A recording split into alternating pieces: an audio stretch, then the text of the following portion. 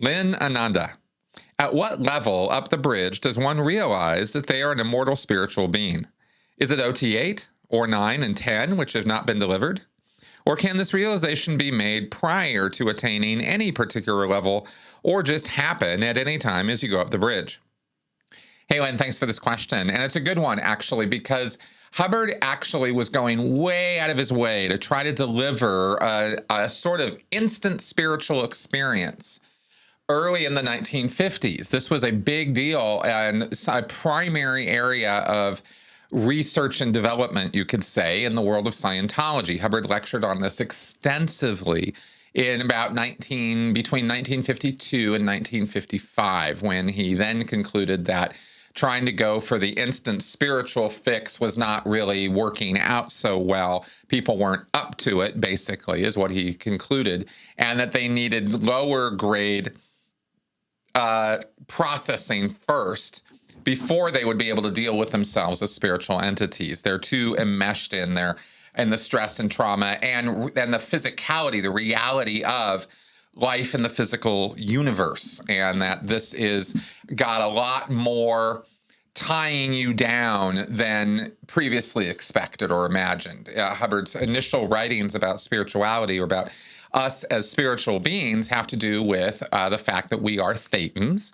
That's the word he used from the Greek letter theta.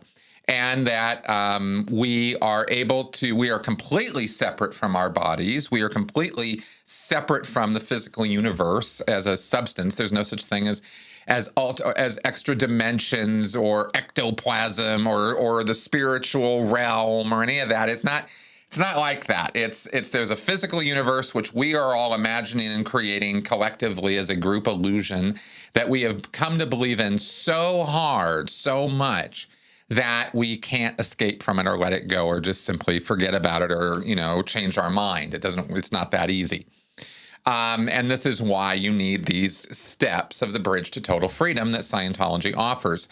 But Hubbard's initial work on this was all about, like I said, trying to deliver this instant result. And here's how they would do it, is Hubbard would say he was looking for the one-shot clear, or the one-shot exteriorization process, because for a while they kind of were making these things the same or very, very similar. There was clear, and then there was theta clear, and then there was cleared theta clear, and then there was cleared OT and whatever. There was all these labels bandying about that really didn't mean much of anything. I mean, you dive deep into Hubbard's work on this stuff, and it's all just word salad. None of this stuff was really very, codified or well figured out. It was just stuff Hubbard was throwing around. But the one-shot exteriorization attempt or effort resulted in a few different processes that Hubbard said would pop you out of your head and give you a certainty that you are an immortal spiritual being. That's why I'm going on about this, is because it actually directly addresses and answers your question.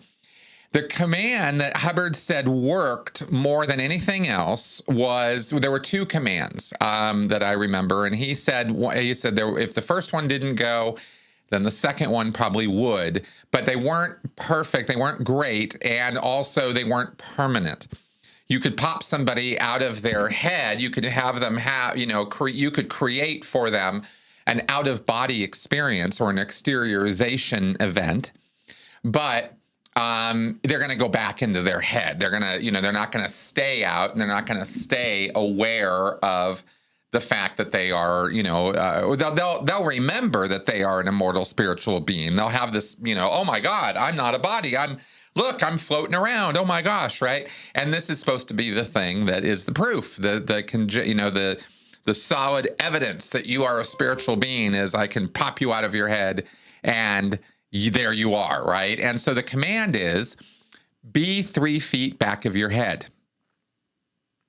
Okay, now if you are not right now 3 feet behind your head, then the other command that would generally work is try not to be 3 feet back of your head. Okay. So those are your two commands, right, for exteriorization. There are many, many others. Hubbard invented all kinds of processes to pop people out of their heads.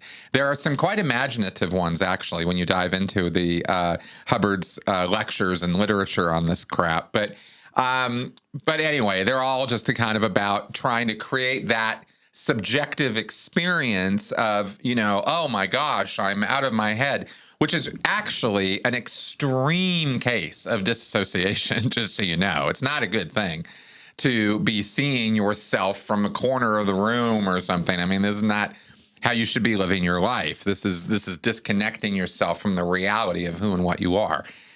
So psychologically, this isn't great. Okay, I'm not saying it's damaging to imagine things, but I am saying that if you start taking your imagination as reality and start living your life accordingly, then you might end up, making some mistakes that you might regret. Okay, so anyway, just to put my own clarification on that, but that is the answer to your question.